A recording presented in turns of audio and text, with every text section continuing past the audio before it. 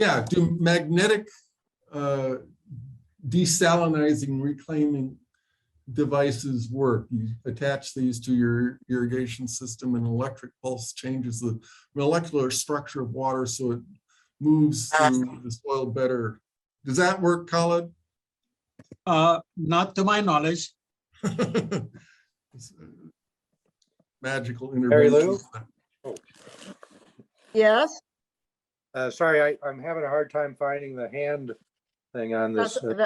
that's okay. It's down in tools, but go ahead, John. Oh, okay. One variable, I realize that this isn't for everybody and it requires longer term thinking, but seems to me that the real issue here is how much water is needed to produce a pound of avocados. And one of the variables that could play a role in that is cultivar selection. Has anyone looked at that question? And for an example, Gem versus Haas, is one more efficient than the other at converting a gallon of water to a pound of avocados? That's a great question. We don't have an answer for that. I mean,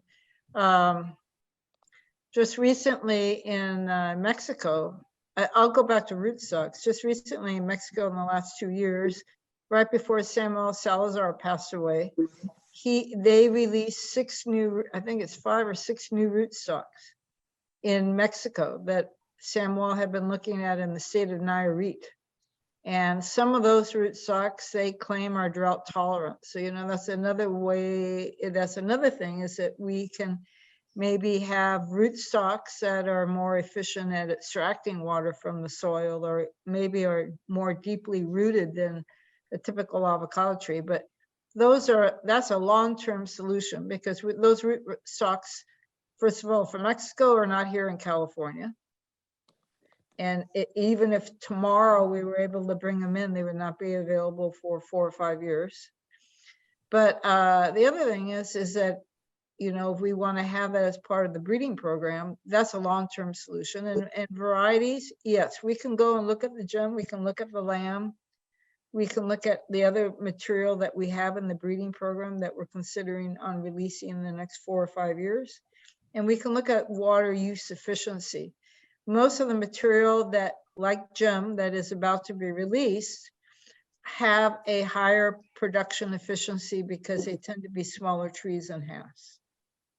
So from that perspective, they probably are more water use efficient, but we don't have that data at this point in time to share with you.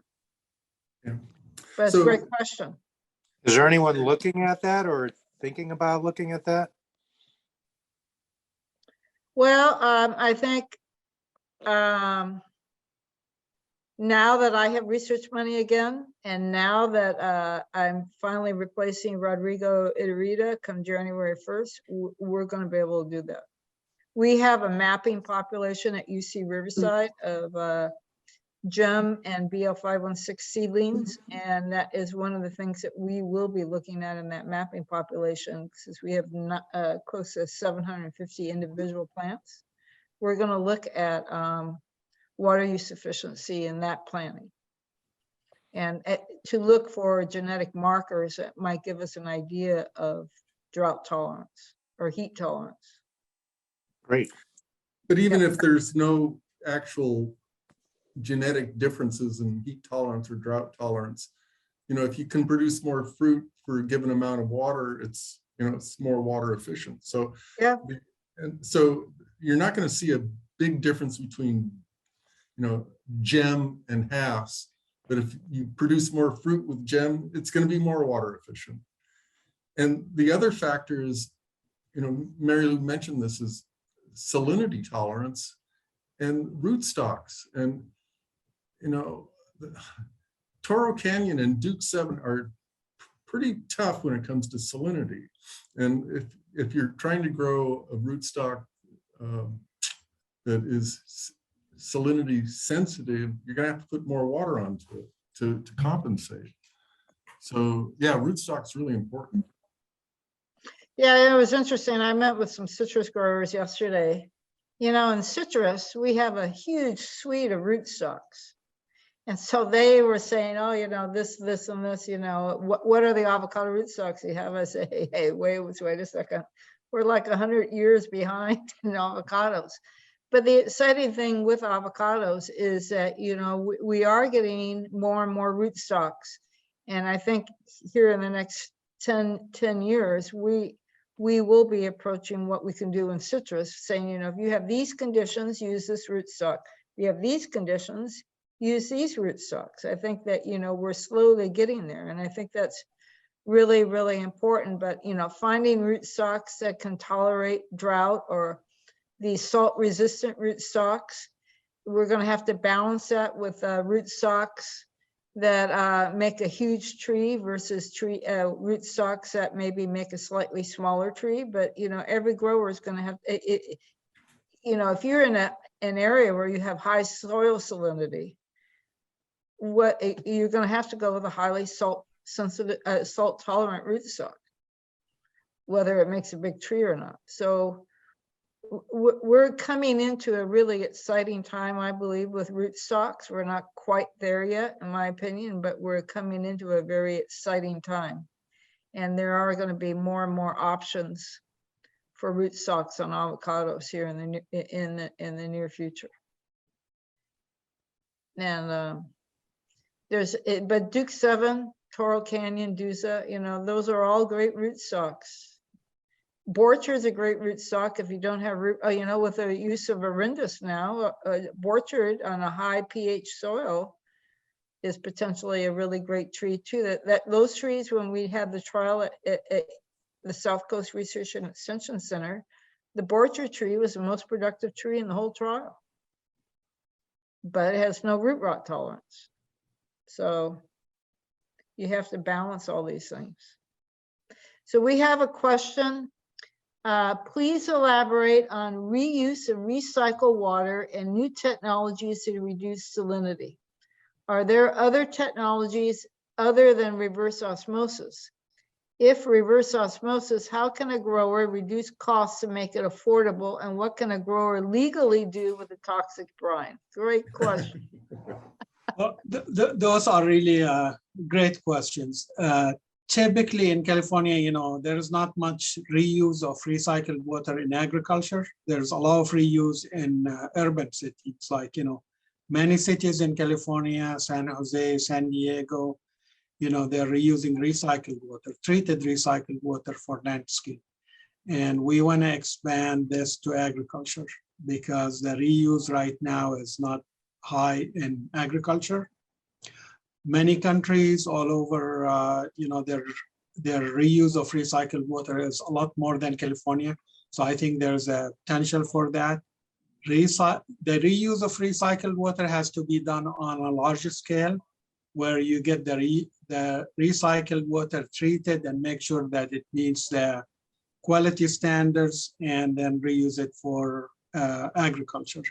It may not be a practical option for avocado because of salinity. Like last time we talked about salinity, and anything above 1.5 decisiemens per meter, that's going to be harmful for avocado.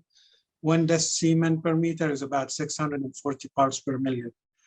Are there other technologies other than reverse osmosis? Yes, and actually I have project with Daniele Zaccaria. We're working with a private company from Pennsylvania, and we're taking brackish water with salinity as much as 50,000 parts per million, and we're using solar energy, basically taking that vapor from the drainage water, and then, you know, taking that, you know, the pure vapor, which is just, you know, just the clean water, and that water could be used for, you know, for irrigation.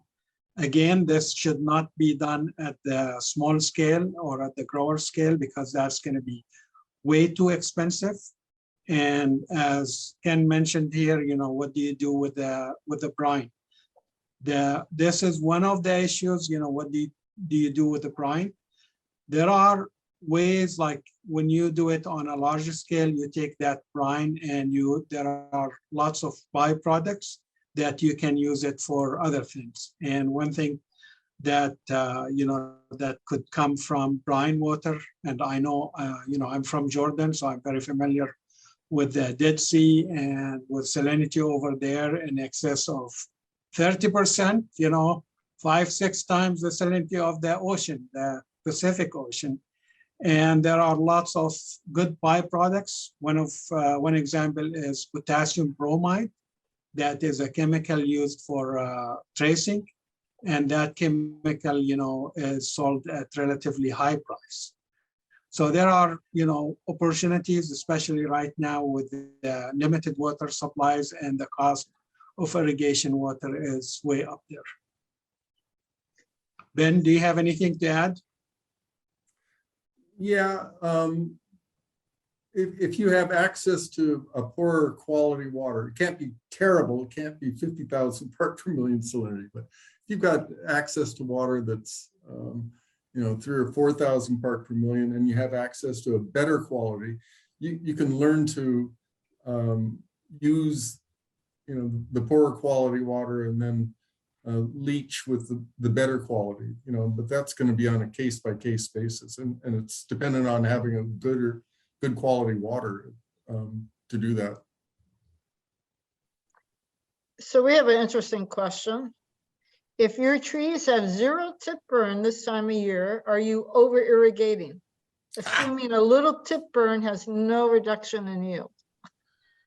I think it depends on the variety as well. I think a little tip burn is probably not too big of a problem on lamb hats, for instance. I think lamb hats might have a little bit higher salinity tolerance, but I'll leave it to Ben and Khaled to give their opinion.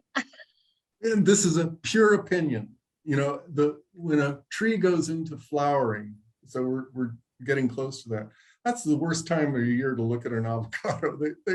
You've got a whole year's worth of irrigation salinity, and then you have the stress of flowering, and it's just, poor trees can be dismal. I wouldn't say, but some of the best irrigators have got trees that go into flowering, and they look gorgeous. And I would say that's a healthy tree. If you're seeing tip burn and you're going into flowering, you're going to see more stress. But that's just my own intuition. You can have a little bit of tip burn without damaging yield, but I like to see a nice green tree. Well, one other thing is that I remember that a lot of times when the trees are salt stressed, they can overbloom. Yeah. Oh yeah. And when they overbloom, you lose more leaves. And then when you have this heavy bloom and you've lost a lot of leaves, you get very poor fruit set. So you have to have a balance. You need to try to keep the leaves as long as possible. And typically, if you go out in the spring, at least the leaves that tend to drop first are those ones that are tip burn. And so if you have tip, I would agree with you that a healthy tree with very minimal tip burn is what you want to be doing, if possible, going into bloom, because you need to retain those leaves, the mature leaves on the tree, because that is going to be the factory that fuels that fruit set and that early fruit growth. And a leaf is not a productive leaf until it's flushed out and it's green. So the first several weeks the leaf is pushing out. It's a drain on a tree. It's energy that's coming from the roots that's supporting that growth. So we have another question that's I know that the two of you can answer. Are there systematic studies or even verified anecdotal evidence showing how avocado growers can switch from micro sprinklers to drip irrigation on mature Hass trees, not planted on berms with traditional wide spacing? Strategies to keep trees healthy during the transition, and what about water savings?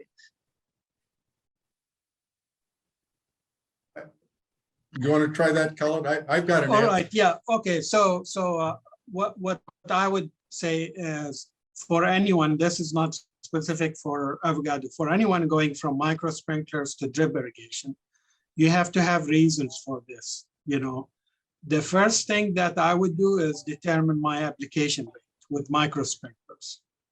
So you can determine the application rate, run a test for like, you know, 15 minutes, half an hour, determine how much water is coming from each micro sprinkler, how many micro sprinklers that you have per tree. So if you have, for example, let's say 5 micro sprinklers per tree, and you determine the application rate and it's 1/10 of an inch per hour. Now, if you're gonna go and switch to drip irrigation, make sure that your application rate would be similar. If it is 1/10 of an inch per hour using the drip system that you have, then you can keep the irrigation time the same thing. If it is 0.05 inch per hour, then instead of irrigating one hour with the micro sprinkler, you need to irrigate 2 hours with the drip irrigation system. And now you're gonna have the same application rate going from micro sprinklers to drip irrigation. Then from there, you can start reduction. You know, you could start with 5% reduction and so on to make sure that you don't stress the trees, because that's very important.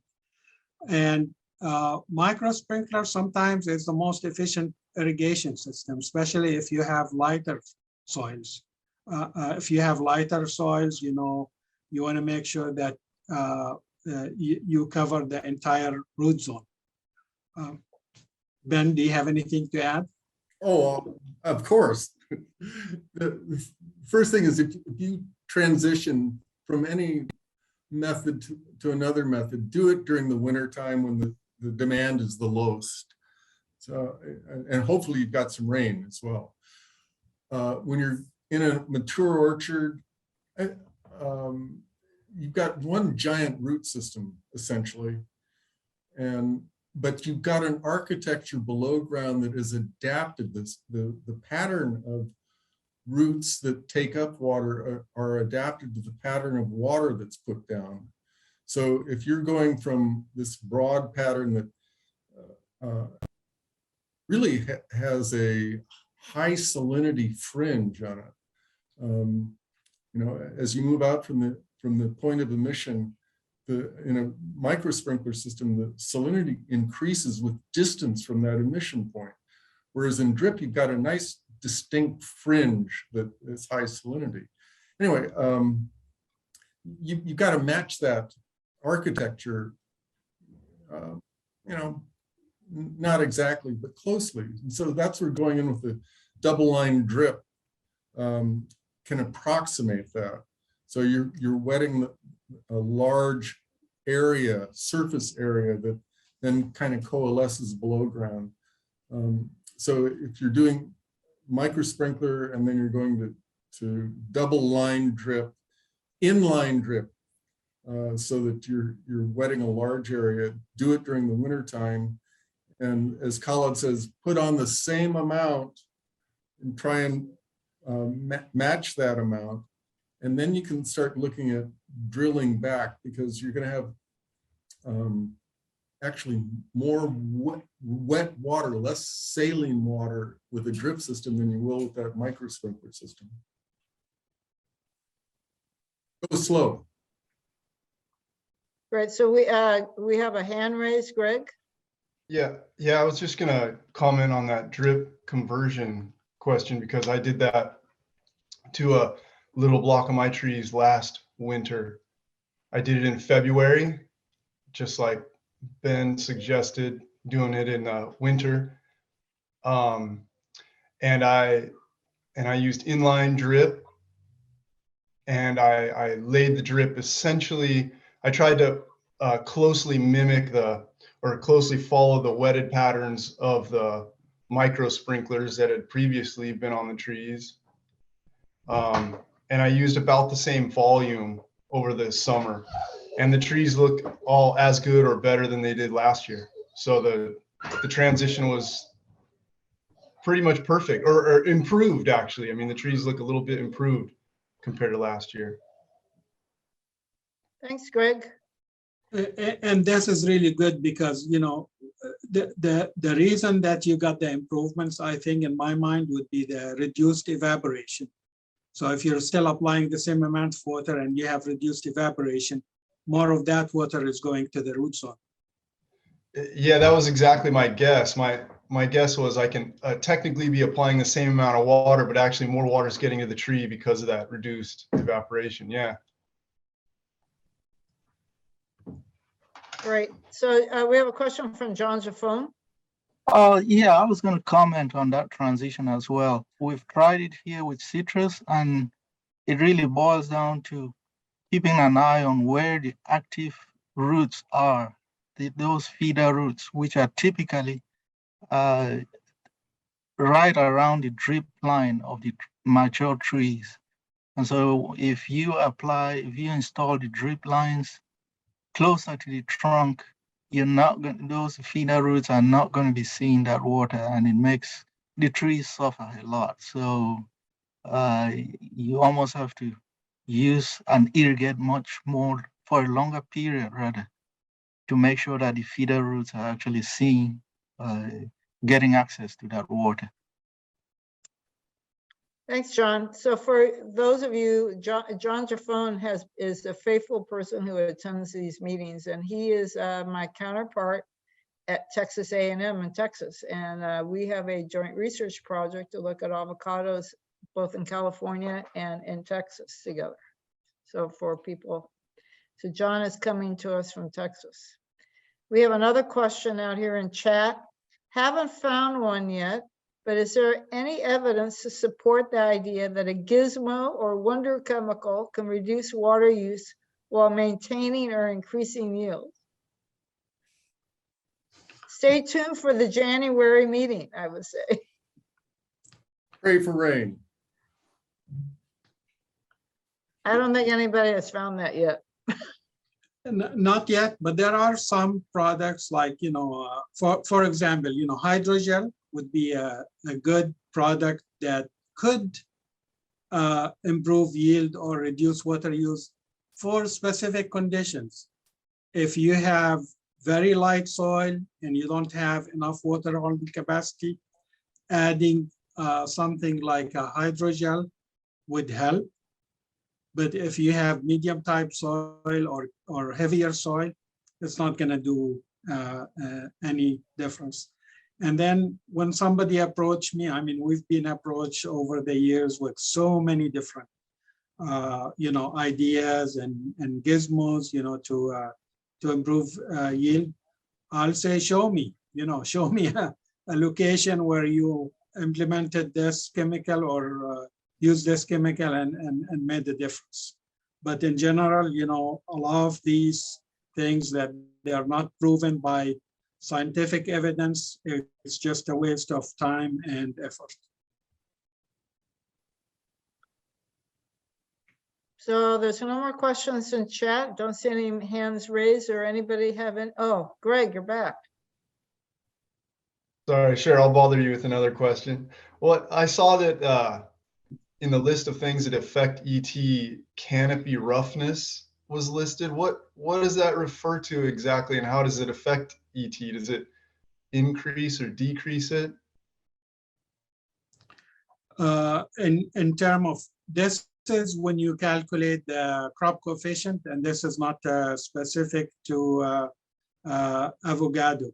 You know, for example, if you have a crop like alfalfa, and you have different, I mean, you may have a 28 or 30 days growth cycle for alfalfa.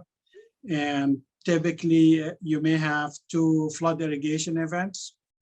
The first flooding event, you know, would be after cutting, and the crop height would be relatively small. So the ET would be relatively small. And then as you get to maybe 2 weeks after the first cutting, you have higher, you know, higher plant density, and then the crop coefficient will be related to the canopy coverage and the roughness. Okay. So the amount of intercepted wind is what it boils down to. Yeah. Here Okay. comes. Any other questions? You got Yeah, two sure. you have two experts here, so ask away because Ben and Khaled are very, very knowledgeable. I'll ask one more. Great. All right. It's always seemed to me that the ET of an avocado tree isn't constant throughout the year. And I saw that in that slide from Australia that they have a variation. It's up near 1 in their summer, and then it's down at like 0.4, 0.5 in their winter.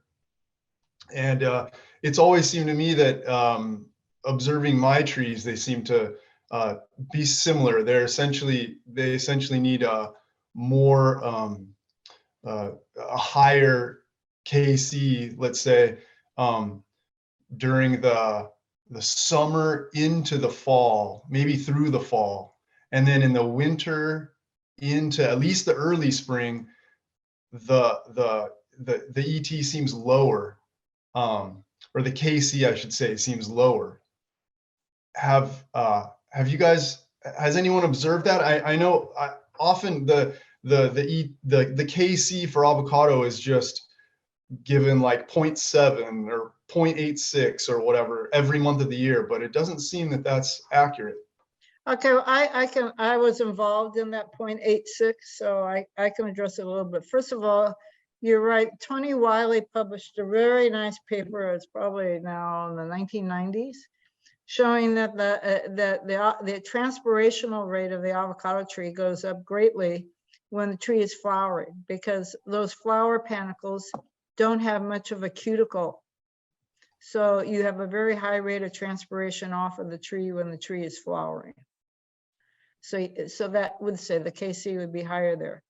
Now, as for the 0.86, that was that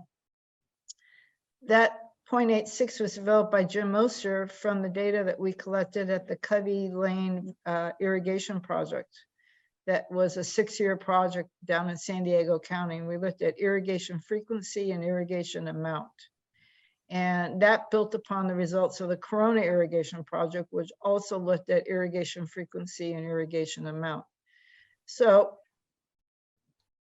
yes, Jim and I had a long talk about this, about that the KC was not constant throughout the year. And in fact, if you look at the older crop coefficients that Jewel Meyer came up, it varied across the year.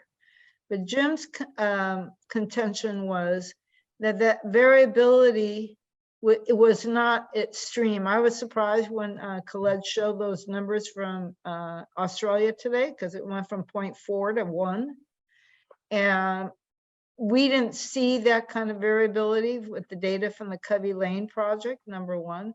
And number two, Jim felt that like during the winter, yes, the KC could be lower in the winter, but he also felt that if you don't irrigate, you still have a lot with the winter rain. If you have a little bit of a rain event, and here Ben and Khaled, please correct me, he felt then that you could get into a more saline condition because you have salt in the soil, you have a little bit of rain, and you move it out of that leaf mulch into the soil, so that he felt that irrigating a little bit more in the winter, you actually were doing some leaching. So that was sort of the rationale about, first of all, there wasn't that great of a variability. It ranged from like 0.75 to 0.86. In some months, a little bit higher than 0.86. And that 0.86 ended up being what he felt was actually a very good number to keep the tree well supplied with water throughout the year. Sorry, the gardener just came at my house. So. Well, one more thing to add about the KC. I mean, we have Rick Snyder, who retired a few years back. He's done lots of work on KC, and I was, involved in some of his work. Keep in mind, KC is mostly related to the crop factors, but then you have the management factor, which would be something like, the irrigation system. So the KC on a drip irrigation would be lower than the KC on sprinkler irrigation because of the evaporation factor. You have higher evaporation when you're doing micro sprinklers. Summertime irrigation frequency is typically higher. So that's an additional factor that would increase the KC related to evaporation when you have micro sprinklers. Yeah, I mean, that's, the more frequently you irrigate, the more evaporative loss you get. So the KC goes up. So that answers part of that question, Greg. But also, in deciduous tree crops, they have a variation in the KC because the canopy keeps changing. So when it's first, when in the wintertime, you don't have anything, then it flowers, then it starts leafing out. And so the canopy keeps changing. And so all these factors go into the KC, but KC is really this, what about the salinity of the water? Oh my God. I mean, that really starts throwing all that Oster stuff off. So go back to the soil. What's happening in the dirt? Use a soil moisture sensor, use a shovel, let that tell you. You can't just go rely on one method for estimating the water demand and health of the tree. So you use everything. Yeah. What you said reminded me of you remember the Don Gustafson, the farm advisor who did the drip experiments down here. Yeah. So reading his stuff, one thing that he concluded toward the end of his trial in the 70s was that you need to essentially continue irrigating until there's about 3 inches of rainfall that has occurred in a 2 to 3 week period when you're running drip on avocados. Otherwise, you're going to get a bunch of tip burn. You're going to get a bunch of leaf burn because of the salinity issue. Yeah. And so, that makes sense. And they didn't apparently, he didn't know that in the early years of the trial, and they discovered it toward the end. Yeah. Yeah. And so Khaled mentioned that, as you get more efficient at irrigating, you've got to be more clever about salinity management. If you're putting on less and less water, that means there's going to be more and more salt accumulating, and you have you have to be more and more aware of that salinity pulse that can happen with the 3 inches of rainfall. And it's supposed to rain here today, but gosh, it's just overcast. Where is it? You promised. So we have another question here from Ken. Ben always says you got to get the water right. Right.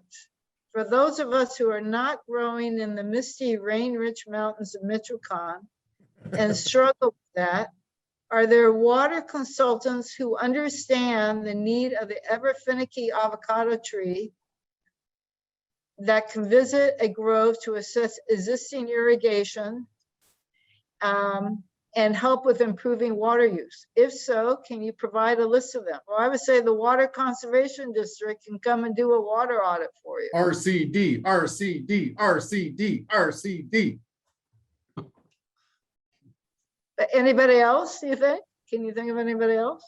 There's no private companies that do this. There are private individuals that can do the evaluation, but it's surprising. To do a water audit costs, last I heard, was about $1,200. And so, we've got several water companies and water purveyors, parts purveyors, irrigation companies that I've asked them, why don't you do this? There's some money in it. And it just takes too much time. It's too much labor. So the RCDs are, at least in Ventura, Santa Barbara, San Diego, Riverside are doing it for free. And I'd get on it. Thanks, Ben. Any more questions? Comments? Mary Lou? John? Seems that I'm constantly asking questions here. again, not exactly on topic for today's subject, but Carol Lovett did some work years ago looking at nitrogen application and found that a double application in November significantly improved fruit set for the following year. I'm wondering, I didn't get around to doing that this year, and my plantings are relatively low. I'm in, well, as you know, but do you think that there's a benefit, even though we're a little bit late, to potentially looking at an early December application rather than a November application to get the same benefit? I have no comment on that. I know people around the world have tried that with mixed results. Some people say that it actually helps them and other people don't. The one person who told me that he was on the fence about it is that he said, if your nitrogen is sufficient, it doesn't really help. If you're nitrogen deficit, then it can help. So I don't know. So the study might not have really been all that accurate, you think? I don't know because I didn't do the research. I don't know what the nitrogen status of those trees were when she started the project. Ben, do you have any thoughts on that? You can find information along those lines anywhere in the world, and I don't know how to back it up. So you got to do it here in known conditions. That's all I could say. I would add that I think timing is really is very crucial in all of this. As Mary Lou indicated, the trees have ability to store some of that nitrogen within tissues and remobilize it when it's needed. It's only when there is a deficit within the tree that you need to do that pre-application, but timing again is important, and roots have to be active enough to take it up when it's applied. Otherwise, it's just a waste.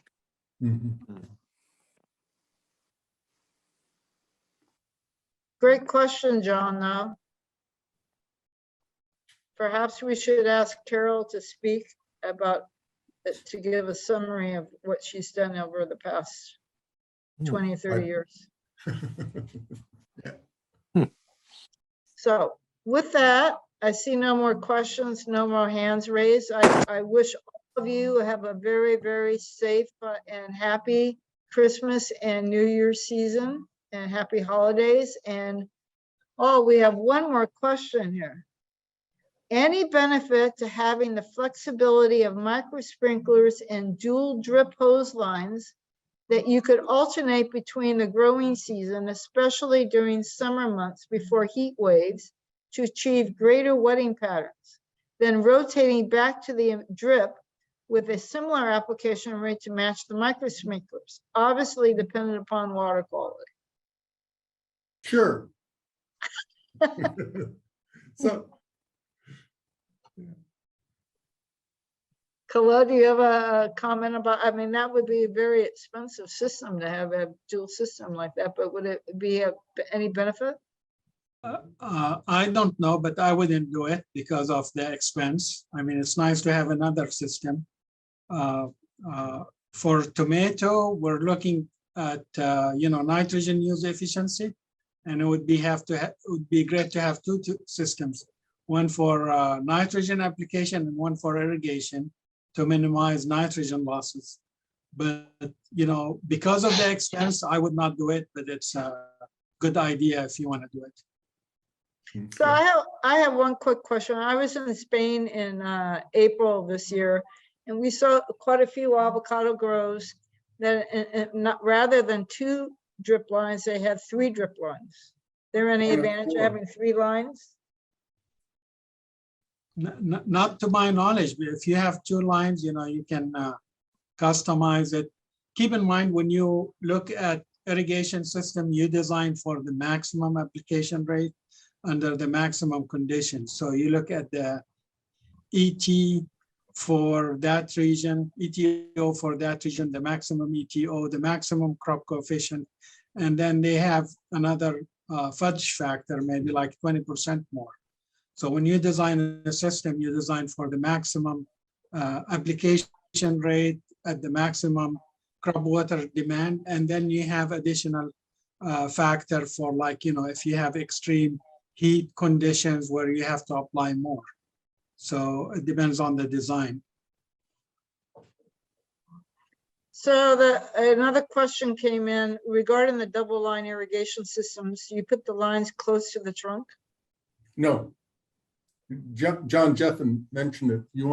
There aren't a whole lot of roots right next to the trunk. So you want to put it at the edge of the canopy or somewhere halfway between the Yeah, trunk and the edge of Midway, the canopy? midway. Yeah. Midway. The thing to remember about drip, and one reason why people left drip to go to micro sprinklers, you got to have really good filtration. Clogging happens. So the more drippers you've got, the more cleaning you've got to do. So they're not, maintenance free. So I have a question, for Ben. If you were planting an avocado orchard of your own, would you put drip or micro sprinklers? I do double line, inline drip. And they used to, Netafim had this great system. They had these little clamps so you could stopper the water in between the trees. So little trees just got those little 2 drippers. And then as the tree got bigger, you'd take the clamp off. They don't make that anymore. And I think, they ought to go back to doing it because you can make significant water savings early on in the first 3 to 5 years. Those clamps. I think you're totally right, Ben. I think if you're starting afresh, drip is the best time to do it. A question was asked earlier about adding chemicals, if that improves yield. I think the key really is that root zone. If you can keep it aerated, you're much better off. The water use, the nutrient uptake is improved immensely. And that's why berms are actually useful to keep that root zone well aerated. But also it keeps most of the moisture within that root area, the rhizosphere itself. So drip is best if you're starting off afresh with new planting. Oh, John, you have a question? yeah, Mary Lou, I was curious. I'm in the situation, as you know, myself, with putting in a new planting within the next 6 months. And this issue with my grove manager has come up about whether or not to start with a small little micro sprinkler or like a fan jet or go directly to drip. But to Ben's point, Ben, do you think it'd be more cost effective if I did go drip to put in just regular line and then put individual drippers on those trees initially, or to essentially waste a lot of money by or water anyway by putting in a perhaps every 12-inch drip spacing or 24-inch, knowing that a lot of that water is going to be wasted? The thing about the inline emitters is they tend to clog less than the button emitters. That's one of the beauties of them. So you might even consider, putting a button dripper in on a 1-year-old tree, and then when it's time to switch out, after a year, put in your second line as an inline dripper on the opposite side of the tree. And then in 3 or 4 years' time, remove that one button dripper with another inline drip line. You get that? So you start out with one line with a button dripper, and then maybe add a second button dripper. And then in the 3rd year, have your inline drip line on the opposite side of the tree and start irrigating on that side, and then swap out after the 3rd or 4th year the button drippers with another inline dripper. So year one button dripper per tree? Yeah, yeah. That's all you need the first year. Actually, there is a system similar to what Ben just described. We call them drip rings. And I think it's Drum Yeah. that manufactures it. Yeah. I think that is it saves you a lot of water and effort. So you don't have to put water where roots are not yet established. You're just encouraging weeds to grow in Yeah. that area.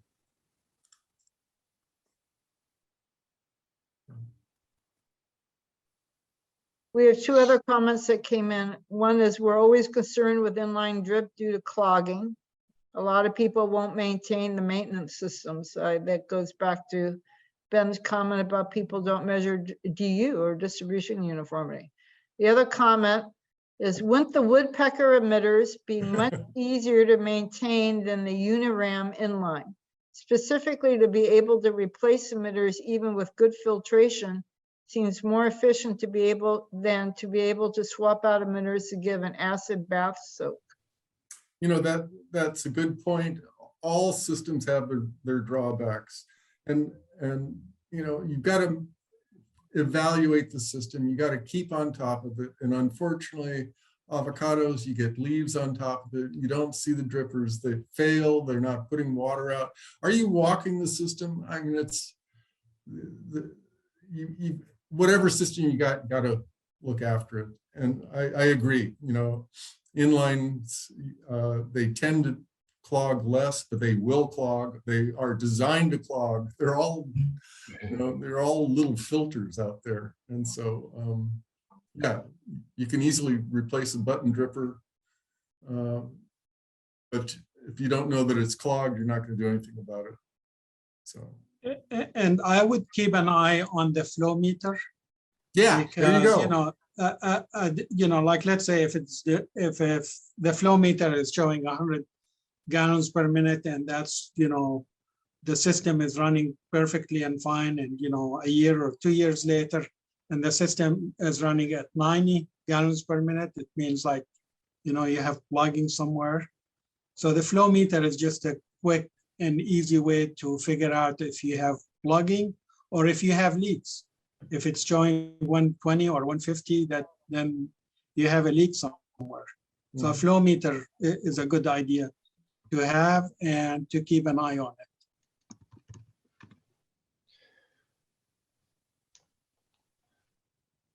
Very good. So if there's no more questions, I want to thank again, everybody. I think we had some, just one more. Thoughts on solid delivery line, then teeing off with an inline drip in a circular pattern around the tree. That's what John was talking about. Well, Yeah, what I John was just just gonna say that. Oh, sorry. No, go ahead, Greg. I was just gonna say that's what I've done on most of my trees that I switched over to drip. I did the, what he's describing. Some people call it a pigtail pattern kind of thing. And yeah, I've used other setups, but that's what I did on the small block of trees that I switched to drip last winter. And so what I did, also because the trees are of different ages and sizes, and the small trees sometimes grow fast over the summer. They double in size and they need a lot more water. I left some extra emitters that were clamped off for the small trees, so that at some point during the summer, if I thought the canopies had grown enough such that they needed more water compared to some of the other trees, I just unclamped and sort of released an extra emitter or two. So that's one way to add emitters on young trees with inline drip rather than punching in button emitters. Good idea.